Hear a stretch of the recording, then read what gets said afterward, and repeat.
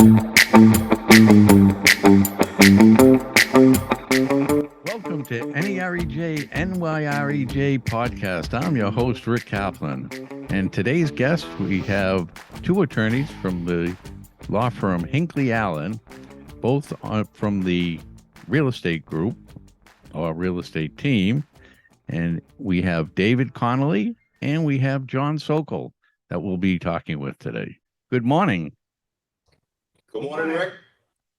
So, John, we've talked many times in the past, and not so much with David, but David probably has a lot of insight as well. And we're going to talk about some of the problems we went through in the pandemic, which, John, you were on my podcast at one time during the pandemic. Now we're coming out of the pandemic, and where are we at? What's happening now? Well, thank you, Rick. What we're seeing is a gradual return to normal. That's what we're seeing. I mean, not to say that people aren't more sensitive to certain provisions in purchase and sale agreements and leases, but I think more and more people are returning back to the office, especially the further you get out of downtown Boston. I think the return to the office is happening steadily. And that's not to say full-time 5 days a week for everybody, but that's just to say everybody is coming back to the office. The management expectations are there, the desire's there. The workers want to be in the office. Sometimes they've enjoyed the flexibility that came with remote work during the pandemic, but I don't think anybody really loves the isolation and the working at home all the time either. So what we're seeing is a steady return to not exactly how things were before, but the so-called new normal. And especially since Labor Day, I think that was probably ground zero of the new normal. But since the beginning of the year, it's getting more and more similar to how it was in the past. Anything to add to that, David? Yeah, I'd echo that. Some of it, I believe, just given John and I and our maturity or age, if you want to say, would like to see people back more in person. It's happening, but it's not 100% by any means. And it leads to issues to address in documents when you do leases, and you once thought it was just this number of employees per square foot, and then you realize it's actually more employees per square foot because you have hoteling of space, you have people coming in and different days in terms of what that is. And I don't think it will ever go back to 100% in the office, because I think the flex piece of what people have experienced is out there. So maybe you end up coming back and having a 3-day in the office and 2-day out of the office. And then you need to think about that in terms of your existing contracts with leases, where that's at, what's the head count, what else do you want to be able to do with the space, trying to attract people back in. Do you have a little broader idea of what you're going to do with the space to have something that's experiential to draw people back? Are you going to have a cafe area? Are you going to add a workout area that is something that brings people back in? Are you going to have a random day every week to have a luncheon or something that happens for drinks after where you're at? And being able to know that your lease documents allow you to do those things in terms of where you're at and how much flexibility do you have. And then if you have too much space, and that's the corporate motto of looking where people are at, what are your assignment and subletting clauses like? Are they more free than they have been in the past? Do they require a reasonable consent by a landlord? Those are all things that I think continue to get flushed out as we look at coming back to the new normal. It's funny. I read something about now companies trying to get employees to come back into the office because they've been finding there's been such a disconnect from being in the office and having them remote. But there's been a pushback from the employees because a lot of employees don't want to go back. They love this. I can stay home. I can go to a kid's ball game. I can do a lot of my things that I couldn't do before because I'm home. Now, you probably have seen some of this. Maybe you haven't. That you have to. How are the companies going to be dealing with that? Can you force the employees to come back? So number one, we have a lot of talented people working at Hinckley Allen. And if they all want something, we need to be mindful of that. I mean, you have to respect your talent. We're professionals. Everybody's committed to getting work done in a professional way for the best interest of our clients. That said, we all feel, or a lot of us feel, we work better when we're together. It's more efficient. Things come up that might not happen on a phone call, just naturally and organically throughout the day.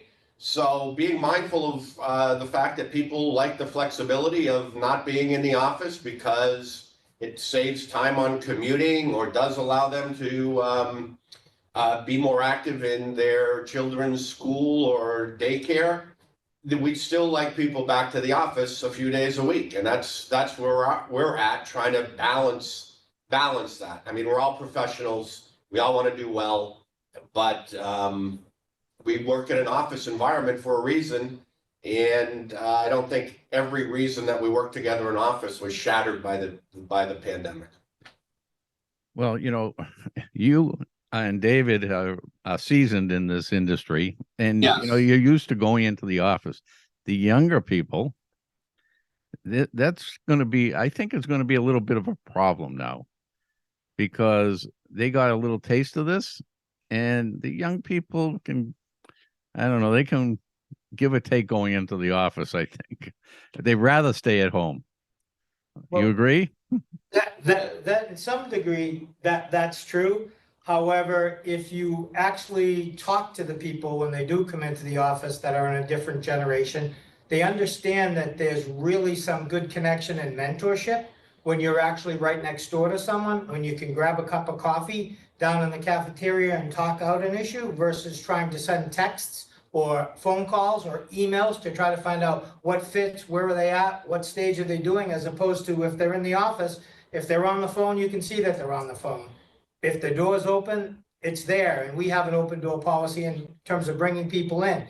And I think there's much more camaraderie when you have some good chunk of the week that you're in person together and you feel collectively more of a team than when you look on the screen and you say, okay, John, I see you up there in the left corner, or okay, Mary, are you over there, and who's coming in and who has the cameras off? I just think that there's a piece that's missing and it's a trade-off. And so I think the future is it's a combination of in the office and some flex portion to address some of the other needs of the next generation in terms of what it is. And, an old dinosaur like me has to get used to it. And that's what we're doing. We're adapting, but I think you hit the nail on the head. There are exceptions to every rule, but I think the general rule is the younger people would prefer to work from home, and the more seasoned people who have done it their whole lives prefer to work in the offices, and we are trying to balance that right now. Well, I'm sure everyone will figure that out at some point. And, I realize the two of you aren't in the HR department. So you're in the real estate group. So we'll talk a little more about what's going on with the real estate. We came out of this pandemic and, some of the real estate transactions I'm sure have changed. And one of them being retail. Retail has had was going through a bumpy road before the pandemic, and now we went through that pandemic, and now we're coming out. And some say that we're coming out stronger with the retail, and some say that it's tougher. So I'm sure there's probably some changes in how retail's locations are putting together leases after this whole pandemic. So we do a lot of retail leasing. I mean, it's one of the things we do a lot of, and I was talking to a couple of real estate brokers last week, and they're still seeing fairly robust activity on leases. And I'm not talking necessarily the Home Depot style power center lease, but spaces are filling in. There's a lot of phone ringing and people asking about availability of space within shopping centers and mixed use projects. And so I would say on the retail side, everybody was concerned, during the pandemic with the people doing stay-at-home shopping and whatnot. And we've seen a lot of other uses go into shopping centers. And the thing that I personally have the most experience with is the health and medical in the so-called medtail. And not only has it been because the retail landlords have space to fill, but a lot of the health systems are changing their delivery of service model at the same time. They want to be closer to their customers. They are patients. They want to have more opportunities for their patients to be able to get medical services. And I've gone down. Let's say I've gone to the doctor 4 times in the last 8 months.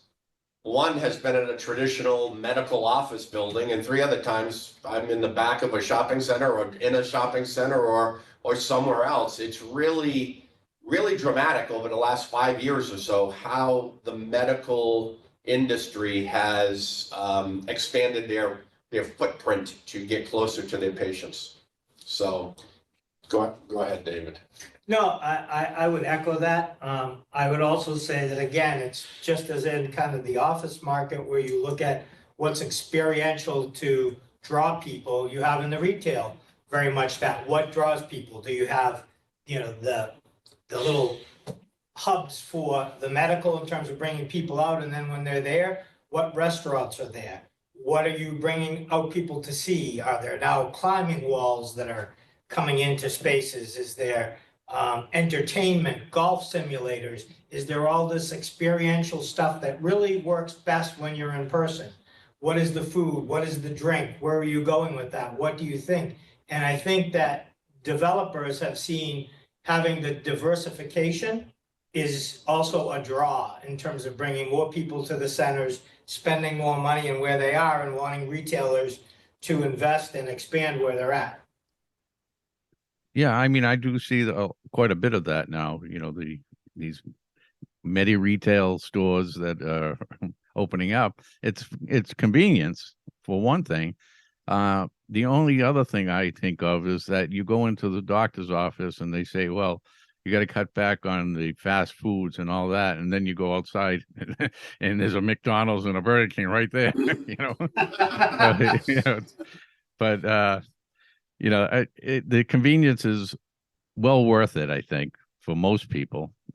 And over the years, you go into a medical practice almost anywhere, and it's like a machine because they bring in so many people, to their practice, and that's the only way they can survive nowadays. But one of the things I've been reading about is all the hospitals in such debt because of the COVID and all the other viruses that have been traveling around, and the shortage of the people, and they're not making the kind of money they need to make to survive. How is that affecting the real estate business?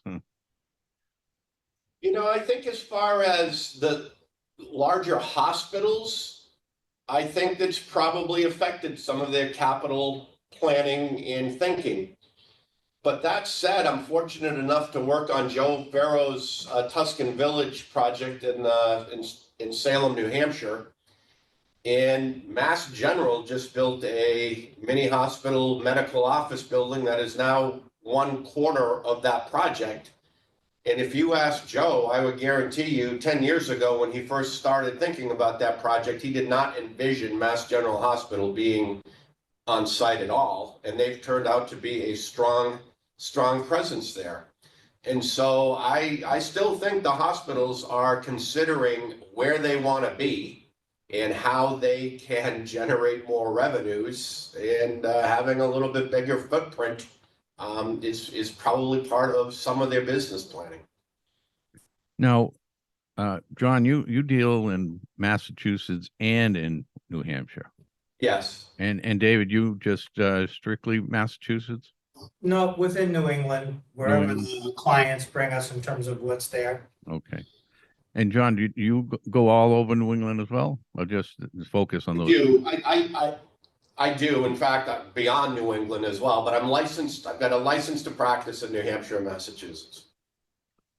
So what do you see in the difference in the commercial real estate as far as Massachusetts and New Hampshire? Because I see a lot of new development in New Hampshire. Not that there's not a lot of development in Massachusetts, but It's hard to distinguish, but I will tell you this, since the beginning of the year, I've been asked to get involved in 6 or 7 development projects in New Hampshire.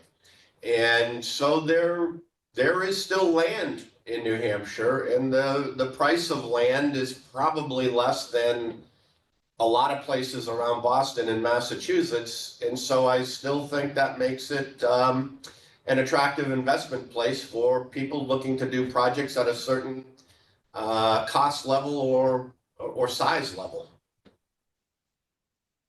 and David, as far as that being said, what about the rest of New England?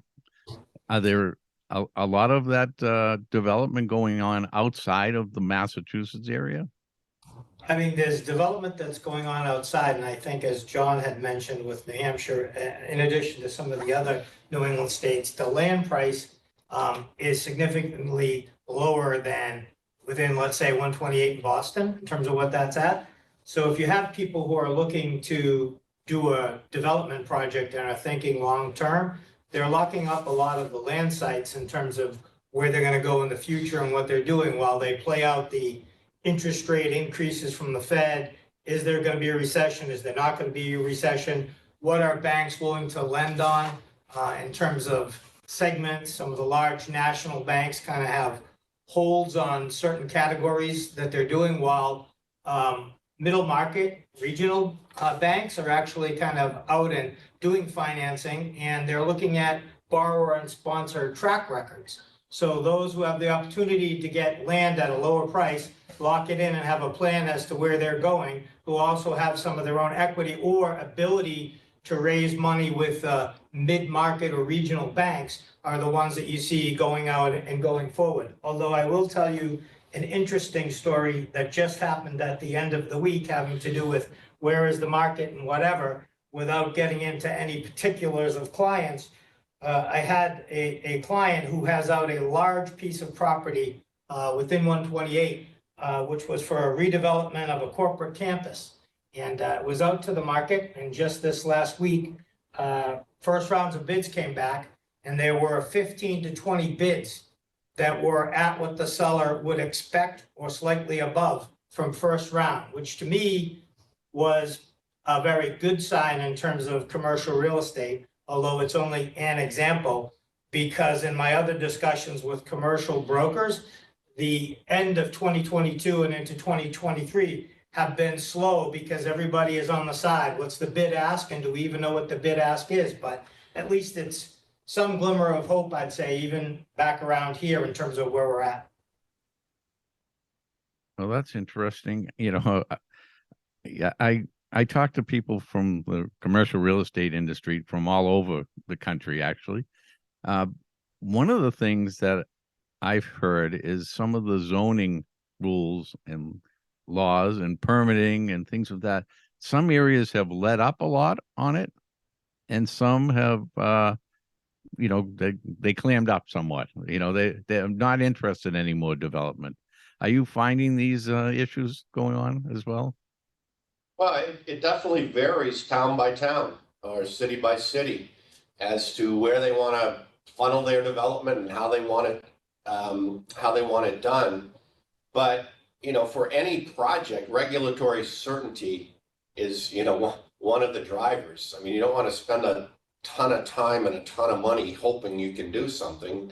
You want to know at the end of the day, you're going to be able to do it, or probably going to be able to do it, barring unforeseen circumstances. So, yeah, I mean, towns can do that with their particular zoning ordinance amendments, and sometimes in in New Hampshire, you can have a citizens petition go in and, a group of citizens or a group of people that own a certain amount of property can throw out a zoning amendment that has consequences for the municipality as well. So yeah, we see a lot. We see a lot of it every year. There are zoning amendments that either plug a hole or create an opportunity, and people just need to be put a size limit on certain types of uses or a height limit on certain types of uses. But yeah, it's happening all the time.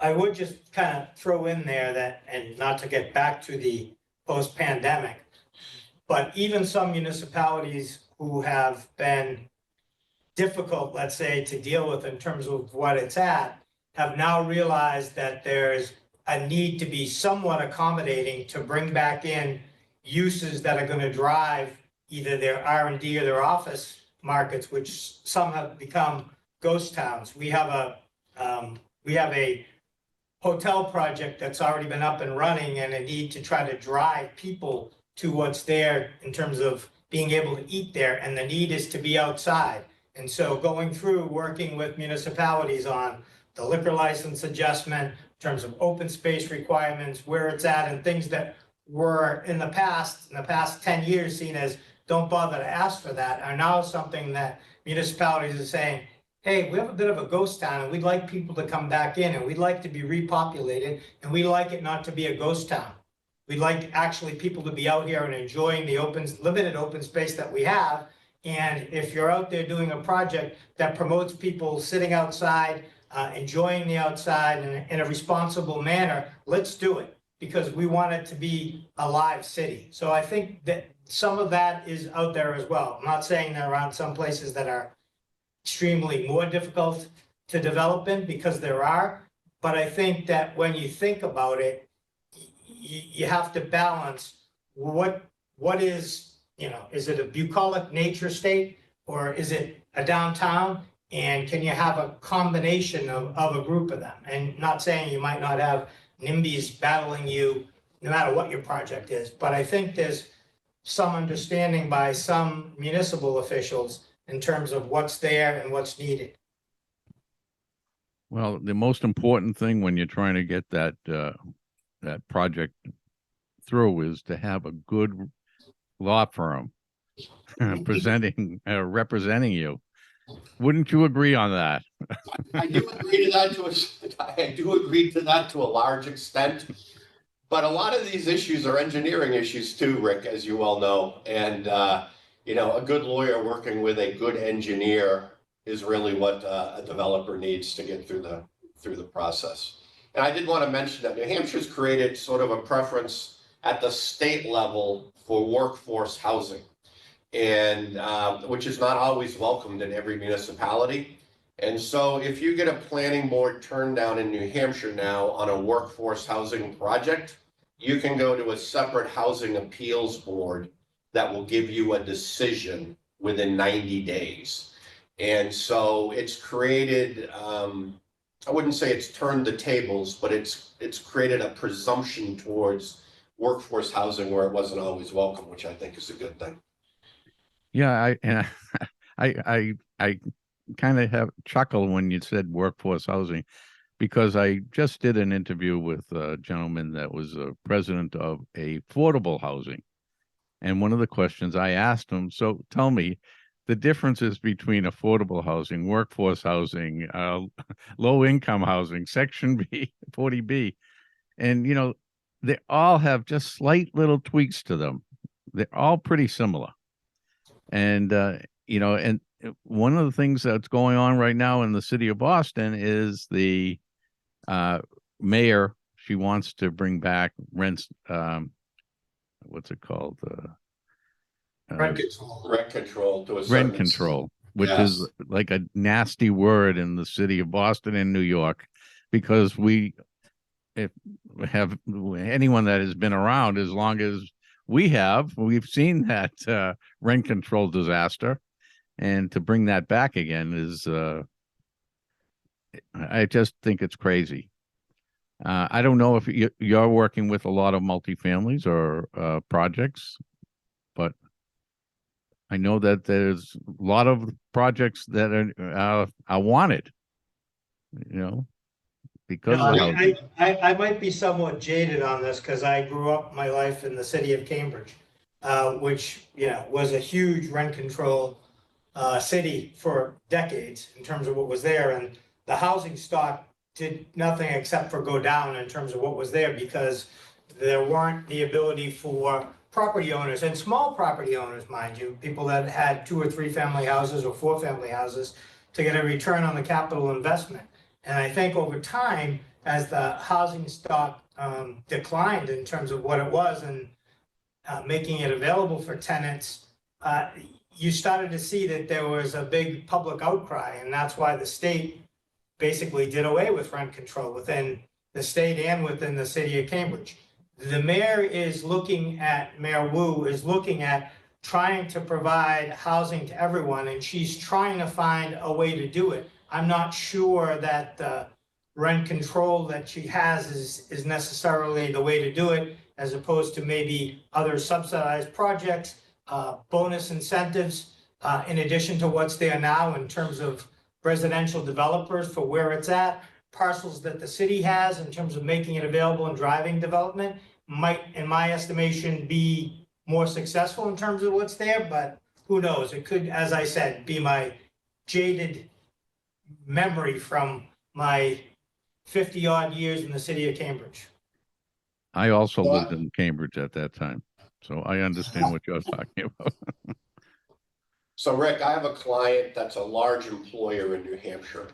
And they just cannot, their employees cannot find housing close by without it being priced beyond what their ability to afford is. And this particular client has gone to new apartment projects or apartment projects within a commuting distance, and they've leased 20 apartments out of whack. And then they manage with the owner's assistance, their employees having those 20 so that they're controlling or locking up some of the units in that apartment building. So it's not a roll of the dice as to whether there's going to be availability. So, I mean, the lack of housing is an issue in certain pockets of both states, I believe. You know, I remember hearing something about a company that wanted to go into Michigan, and one of the things that they looked at was also building housing for their employees when they moved into if they moved into Michigan, that certain part of Michigan. But it was in an area that was kind of run down. So their thought was they're going to bring all these employees, bring all this new housing in there, and it's going to change the whole outlook of that area, which I thought made a lot of sense. And I'm kind of curious on why a lot of companies, well, costly, obviously, but I would think some of the governments would probably want to subsidize some of that. I don't know. A lot of companies think about doing it. And then when you get down to it, they don't have the experience in doing it. One, entitling it and building it, and then 2, operating and management when it's done. And that's why affiliating with a developer that does those types of things is the way a lot of the companies go, who, if you look at it, yeah, let's go build some housing for our people. And then you start thinking it all through, and they're not builders and they're not housing managers. Yeah, no, that makes sense. Yeah. Obviously, there's a lot that goes into putting together an apartment complex or any kind of housing. Like you said, management, property management, things of that nature have to be implemented. We have an issue in the city of Boston, and that is we have no more land. And John, you were just saying in New Hampshire, there's still land available. I do you think that we're going to get to a point where we're not going to be able to do any more redeveloping of the properties there or the land because nothing's available? And you think that the retrofitting of certain buildings is something that is coming around right now, especially with office. I think it almost has to. I mean, right across from our office building is a former restaurant that then became part of Suffolk University, took the space. And then there was some other use in there, and Staples took a big chunk of it for office suiting and those types of things. And then a wax museum was on the other side, and that went out of business. And now there's a 5-iron golf that just opened with the golf simulators. But this is right downtown Boston, and the things have turned over there in the last 5 years. So there might not be much more land in Boston, but I drive around Boston enough to see underutilized and unused buildings still that are on fairly main roadways that seem to present opportunities. I don't know who owns them. I don't know why they've fallen into disrepair, but it does seem like there are redevelopment and repositioning opportunities still. Now, are there any laws on, let's say your property is falling apart and the landlord chooses just to let it go, because he had issues collecting rents or whatever the case may be. Is there a law that he has to maintain that to have a certain look in the city or even outside the city? Is that something common? So you have a wide range of controls and regulations in terms of what's there.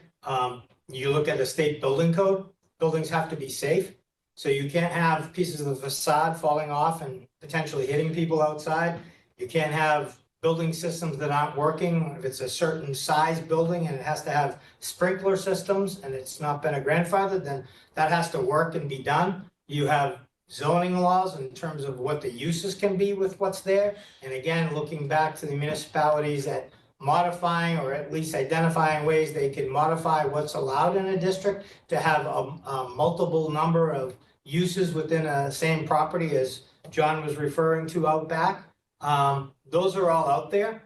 And so you need to carefully look at what's the physical condition, what's the state building code, what are the local zoning requirements in terms of what you're at?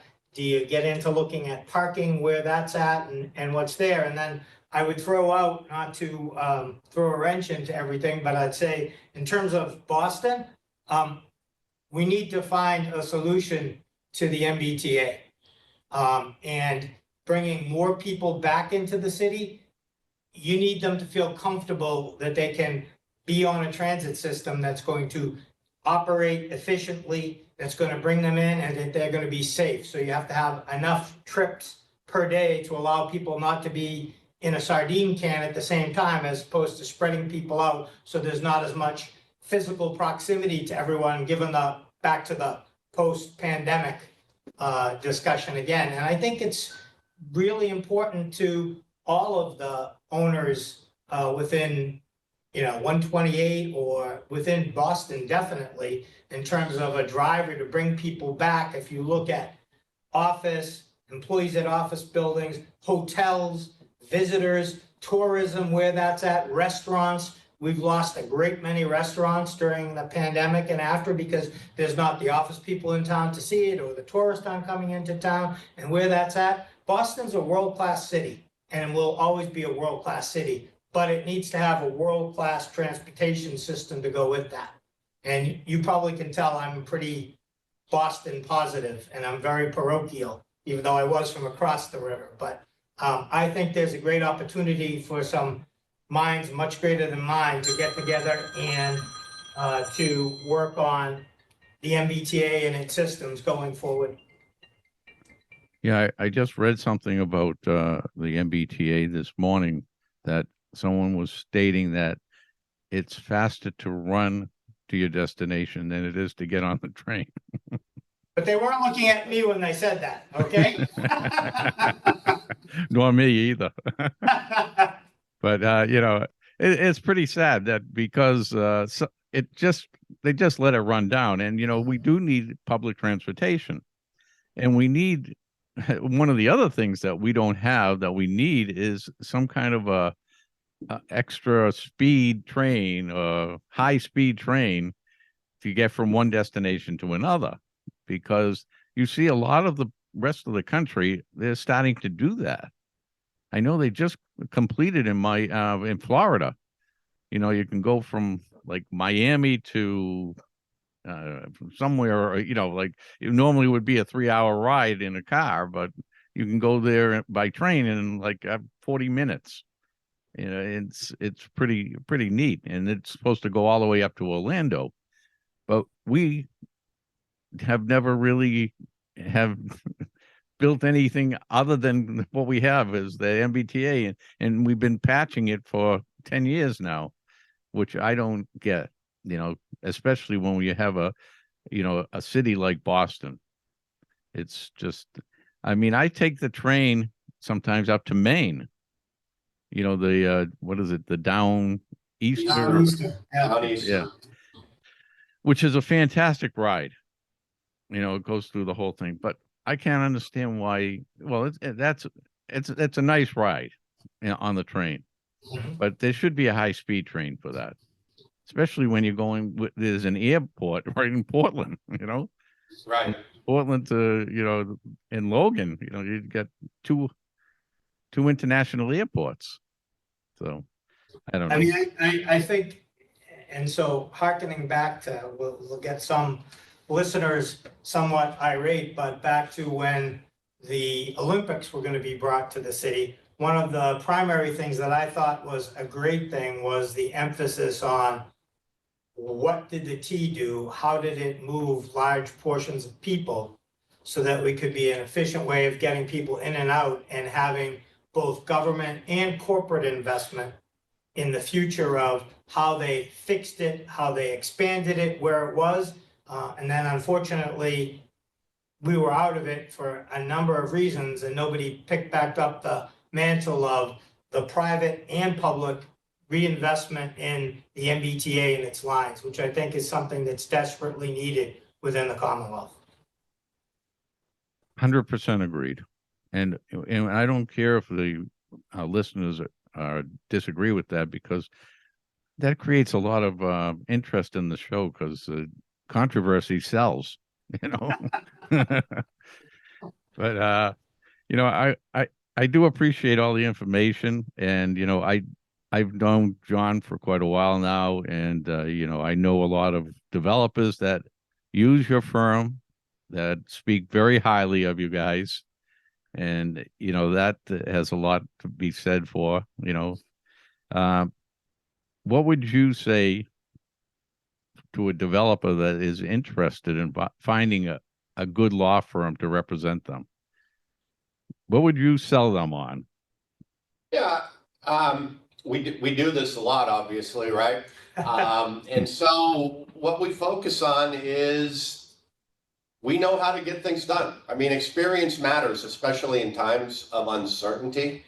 And you want to be with somebody that has been around for a while. Little speed bumps and roadblocks, we get through those.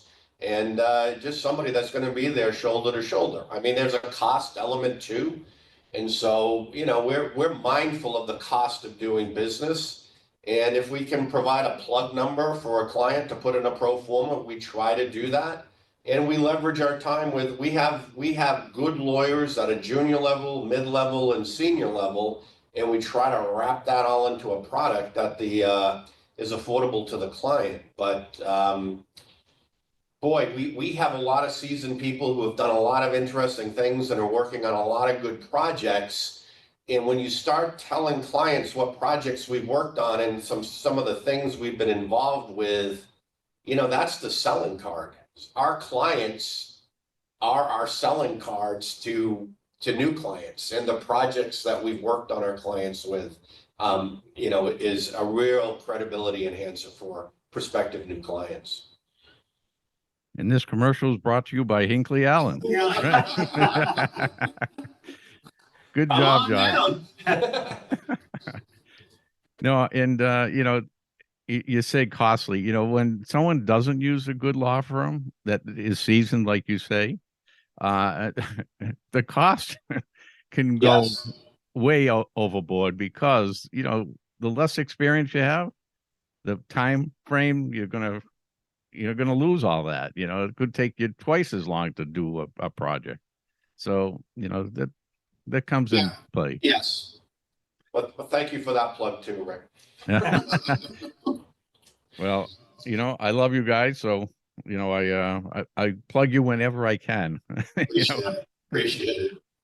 and you know, John, you're always at our Northern New England event that we do Yes, normally, yes, yes. which I'm going to give myself a plug because this year we're going to be doing it. It's going to be from Northern Mass all the way up to Maine, from 9 to 12, and then from 1 o'clock to 4 o'clock, it's going to be on hotel and hospitality. So there's going to be two separate events in the same day. So it's going to be an interesting event this year. That's an efficient use of your day there, Rick, but I hope you'll count me in for a piece of it. Of course I will. And actually, do you have an attorney that works on hotel and hospitality as well? Yes, we do. Yeah. We do. Yeah, And just we'll share that with you. yeah, you know what? And before we go, you know, just to give some people that aren't familiar with Hinckley Allen a little background and what type of law you work on, you know, because we know you work on the land use and zoning and, you know, anything that commercial real estate related. Right.